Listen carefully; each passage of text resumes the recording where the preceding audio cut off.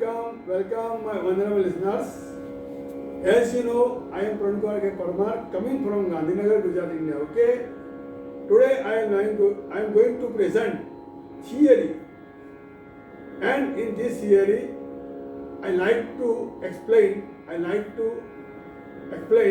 what is some definitions, just as matra, sum, avartan, tali, khali, etc. Okay. Before that, you are requested to like and share my video and subscribe the channel. नमस्कार, मैं पीके परमार आ गया हूँ। आज साथ में लाया हूँ theory, not राग। ओके, थियरी में क्या है? शास्त्र की समझ है, उसमें परिभाषा है, व्याख्या है, डेफिनेशन है, जिसको हम समझाने का प्रयत्न करेंगे। ओके, तो सबसे पहले कौन कौन सी डेफिनेशन है वो आज ताल के अनुसंधान में रिलेटेड टू ताल। ओके, तो उसमें हम ताल की परिभाषा तो आगे करके आज हम करेंगे सम, आवर्तन, मात्रा, ताली, खाली, खंड, वटेका, ये इस बारे में हम समझेंगे। ओके, तो सबसे पहले आएंगे सम। What is some? तो सम दैट इज ताल की पहली मात्रा, ताल की जो भी पहली मात्रा होती है उसे हम क्या कहेंगे? सम। तो फर्स्ट मात्रा ऑफ द ताल दैट इज सम। सेकंड आवर्तन। तो आवर्तन किसे कहते हैं? पहली मात्रा से लास्ट तक काउंट करते हैं जब, तब उसे हम क्या कहेंगे? आवर्तन। यानी दूसरी भाषा में हम कहेंगे सम से सम तक काउंट करने को या बोलने को क्या कहेंगे? सम, और आवर्तन कहेंगे। ओके, तो आवर्तन, जैसे कि आवर्तन में क्या होता है कि हम ताल बोलते हैं तो जैसे दादरा ताल है, धा दिन ना धा तिन ना धा, तो ये एक आवर्तन हो गया। पूरी मात्रा बोलने को एक आवर्तन कहते हैं, पहली मात्रा को सम कहते हैं। और आगे हम बढ़ते हैं मात्रा। व्हाट इज मात्रा? वो मात्रा है, एकम है, काउंट करने का एकम है। जैसे हमारे अलग अलग यूनिट होते हैं, मात्रा एकम होता है। ऐसे ही जब हम मेजरमेंट करते हैं तो सेंटीमीटर या इंच, पुराने जमाने में इंच एकम था, अभी सेंटीमीटर, मिलीमीटर ऐसे है इंच। तो ऐसे ही संगीत में क्या होता है कि हमारा जो समय मापने का साधन होता है ना, उसमें हम उसको जो एकम है वो एकम है मात्रा बोलते हैं। और सामान्य तौर पे एकम 1 सेकंड का हम मानते हैं। एक मात्रा इज इक्वल टू 1 सेकंड, यानी 1 सेकंड इज इक्वल टू 1 मात्रा। ओके, तो ये मात्रा हो गया ताली। अब आएगा ताली। व्हाट इज ताली?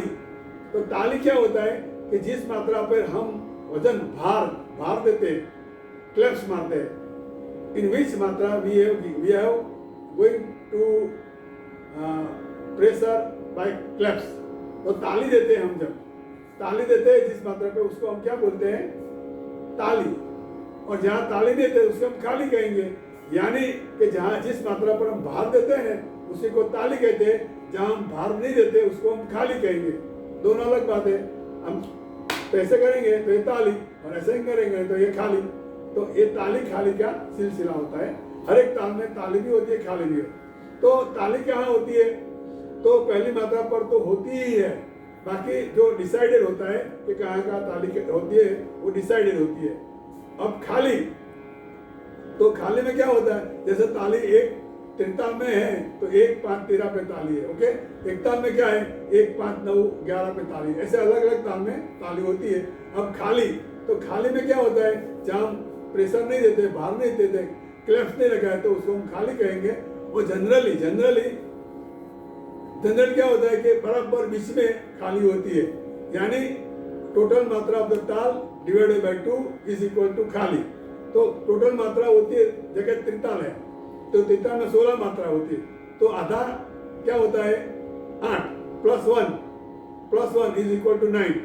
टोटल मात्रा ऑफ द ताल plus 1 is equal to total मात्रा ऑफ द ताल divided by 2 plus 1 is equal to खाली। तो खाली त्रिताल में 9 पर है, एक ताल में 7 पर है, दादरा में 4 पर है, कैरवा में 3 पर है। ऐसे बराबर बीच में ताली खाली आती है बीच में। ऐसा मोटे तौर पर होता है, कई ताल में पद भी होता है, ऐसा नहीं है कि है। लेकिन अब खंड आएगा। खंड, मात्रा के समूह को हम खंड कहेंगे।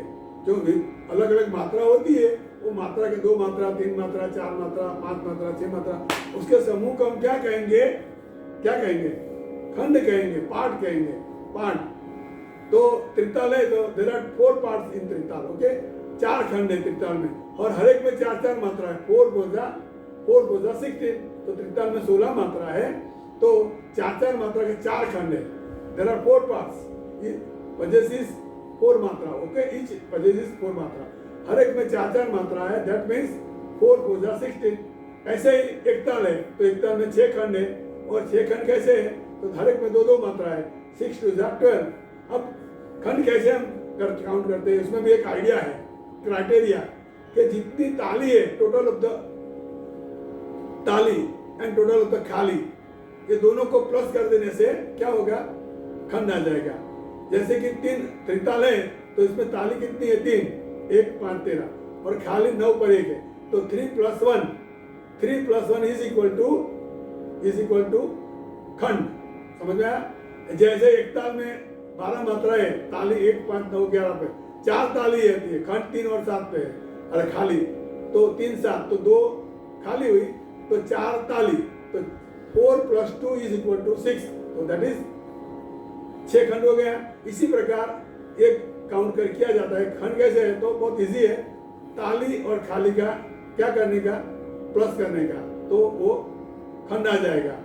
और लास्ट में एक बात और है, हमने देखा, क्या देखा तो सम, आवर्तन, मात्रा, ताली, खाली, खंड, और लास्ट में एक और भी है रिलेटेड है ताल के रिलेटेड, वो है बहुत इंपॉर्टेंट है, ठेका या बोल।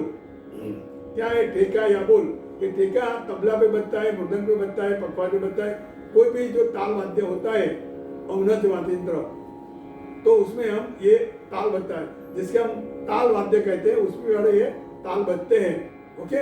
और ताल तो जरूरी ही होता है, जैसे कि कहावत है ना कि बिना नमक का खाना और बिना ताल का गाना, ये सेम है। तो बिना ताल के कुछ हो ही नहीं सकता, डांस हो या फिर गाना हो, बजाना हो, कुछ भी हो, ताल का इम्पोर्टेंस है ही। और ये ताल हमने बताया, और उसमें जो ठेका है, वो ठेका क्या बोलते हैं कि ताल की मात्रा को जब उसमें मृदंग, तबला या पखवाज के बोल बोले जाते हैं, तब उसको हम ठेका कहते हैं। जैसे कि आपको मालूम है कि दादरा ताल है तो धा दिन ना, धा तिन ना। चौताल है तो चौथा में क्या होता है, वो पखवाज मृदंग के बोल आते हैं, धा धा दिन ता किट, धा दिन ता किट तक गदी गन धा। तो ये हुआ चौथा। इस प्रकार अलग अलग ताल होता है, विलंबित लय का भी होता है, मध्य लय का भी होता है, और अलग अलग द्रुत लय में भी होता है, अलग अलग ताल, उसके सभी को ठेका होता ही है। ठेका बजता है तबले पर, हाथ से हम काउंट करते हैं, उससे मात्रा बोलते हैं, 1 2, जो कि दादरा ताल है, 1 2 3 4 5 6, तो ये हुआ 1 2 3 4 5 6 1, तो ये मात्रा काउंट किया। बोल होता है तो धा दिन ना, धा तिन ना धा, तो ये हुआ बोल। तो इस प्रकार हमने समझा कि जो तबले पर बजता है बोल, वर्ण कहते हैं उसके, तो तबले या पखवाज या मृदंग पर जो वर्ण बजते उसी को जब मात्रा में बोला जाता है, तब उसको हम क्या कहेंगे, ठेका या बोल, और वो जरूरी होता है, ओके। तो आज हम इतना करेंगे। Thank you, all the best. ओम संगीताय नमः।